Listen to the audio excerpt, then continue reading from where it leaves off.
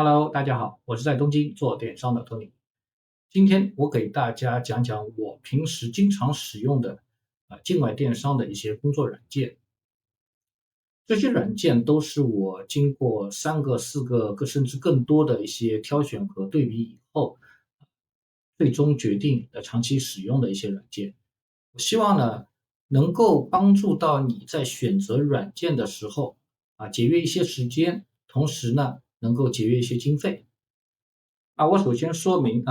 这些软件呢，基本上是适应小白从零起步的时候使用的一些软件。如果你是已经有一个比较专业的运营团队了，那这些软件不一定适合你。同时呢，我还要声明因为我这个不是接广告，因为我也是刚开始做短视频号，也没有这个能力去接广告，我只是把我日常中用的感觉好的东西分享给大家，能够让大家去少走弯路，多避避坑。我把我今天要推荐的软件分为4个分类，第一个是网络工具，第二个是平面与文字处理，第三个是视频的处理，最后也是最重要的是 ERP 的管理软件。大家都知道，做境外电商，你没有一个稳定的爬梯工具，你是没有办法去好好的工作的。我们不管是去搜集资料也好，不管是去店铺运营也好，我们都需要爬梯工具。因为我的店铺比较多，所以我呢主要在用的是子鸟的浏览器，因为子鸟的浏览器它是结合了爬梯工具的，它每一个店铺都可以有一个独立的 IP 地址，你们可以去上子鸟的官网去购买一个虚拟的设备，用这个设备去绑定一个固定的 IP 地址，用这个 IP 地址去绑定你的店铺，就可以正常的去运营你的店铺了，也不担心你的店铺会因为关联的问题被封。这是你店铺多的情况下。你如果说店铺少的情况下，我推荐的是熊猫云村。熊猫云村我已经用了很多很多年了。熊猫云村它的优点是价格呢比子鸟浏览器要便宜，而它的流量更多。子鸟浏览器是没有限制你太多的流量，但是它的网速堪忧。你在这个浏览器上面，如果查看你的竞争对手的店铺，竞争对手的店铺上面如果有产品的视频文件的话，这个视频文件会卡，但熊猫云村不会。所以这2个爬梯工具我是分开使用的。正常的店铺运营我是用的子鸟的浏览器，我去找竞争对手的一些素材和资料的时候，我用的是熊猫云村。这样的话能够让我的工作效率更加的提高，同时它也规避了另外一个风险就是我如果其中一个爬梯工具出问题的情况下，我可以用一个备份的去登录，我用熊猫云村作为备份去登录，因为熊猫云村的节点是特别特别多的，你可以用它里面所有的节点，还可以做网络测试，你们可以看一下那个测试的速度所以我对熊猫云村的好感度是非常高的，但是因为我的店铺比较多，所以我还是要依赖于子鸟的浏览器去做我店铺的日常的一些运营的工作。这就是2个爬梯工具的区别和使用的不同的场景。平面处理的工具我用的是美图秀秀，因为我不是说 PS 不好，而是因为 PS 太专业，我要的是傻瓜式的操作，速度快，效率高模板又多，我没有必要再去为了我就要做一个宣传的页面我去自己再去设计模板，然后再去套我的图片。美图秀秀有很多很多关于电商的模板，这是非常适合我们这个工作环境的，所以它的应用环境很多是在电商的一个环境氛围下，能够大幅的提升我们的工作效率。而 PS 是一个非常专业的，可以从无到有做设计的这么一个软件，同时它也入门的门槛比较高。我美图秀秀可以看一下帮助文件，我就可以去做我的平面设计，但是 PS 不行你一定要去参加相对应比较专业的培训，你才能够上手去做。所以我最终选择的还是美图秀秀。包括我去招任何的员工也好，他只要会一点基础，有一些美学的常识，他就可以去使用美图秀秀。视频文件的制作现在是越来越重要了，所以在视频文件制作的过程当中，我用到现在肯定是中国的剪映是最好用的，国外的一些东西我也用过，一个是没有它的功能强大，另外一个是它操作界面并不是特别友好，剪映的模块化的内容非常非常多，包括它现在已经加入了很多 AI 的一些技术在里面，导致于我们做视频的话会更方便。我做产品的宣传视频，比我拍我自己的这种解说类视频要更简单，因为产品的宣传视频，我最起码有它的一些原图抖音就可以用图文成片的方式，就直接能够给你做成一个产品的宣传视频。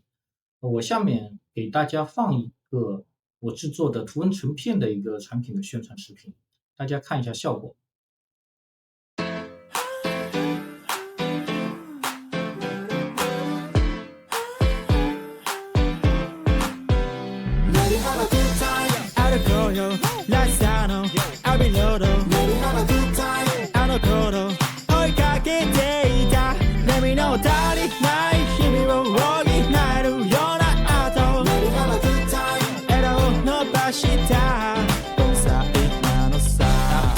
内緒それじゃ進むの立ちフローまだのなろう田舎プロミスの間に隣町の人すら見慣れるほど生きてきた今までこの先も死ぬまで同じように変わらないこの街と暮らしたいけど見つかんねえ何者探してるそうやって4畳半の部屋に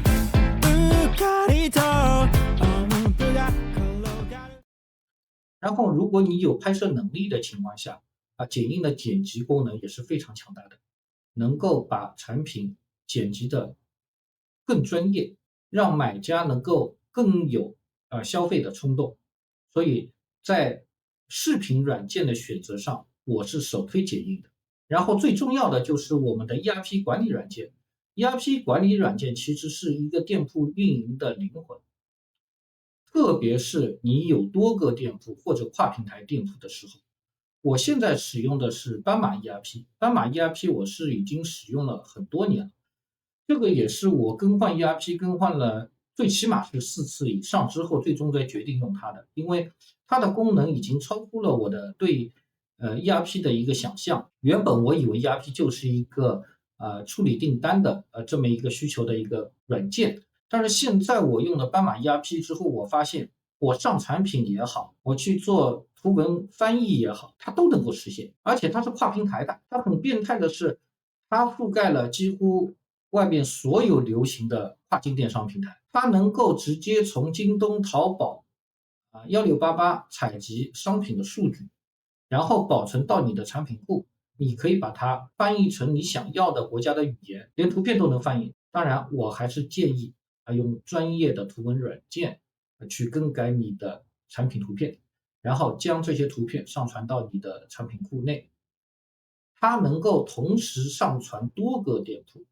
是同时上传如果你是跨店铺经营的情况下，或者是你有多个店铺经营的情况下，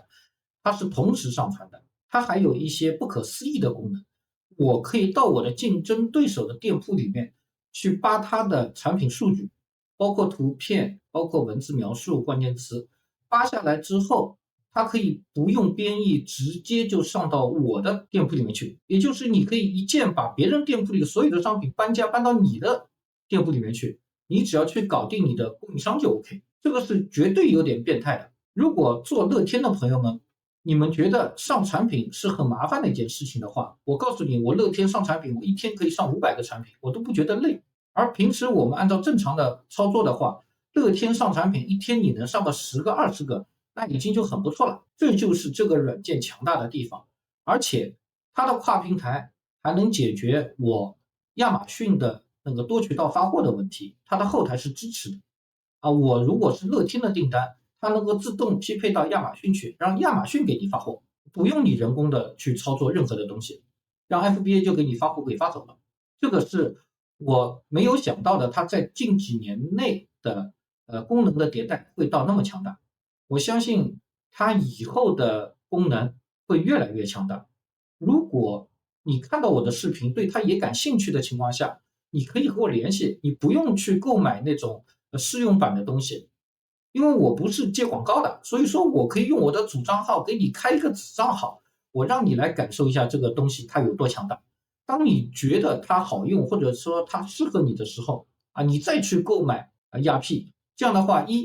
能够让你不花钱，能够体验到一个完整的一个版本的一个功能，这是第一。第二个是它能节约你很多的时间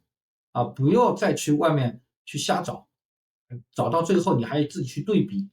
有一些钱你还白冤枉花了。我这一期视频呢，就是想把我日常用的比较好的我自己用的很顺手的一些东西推荐给大家。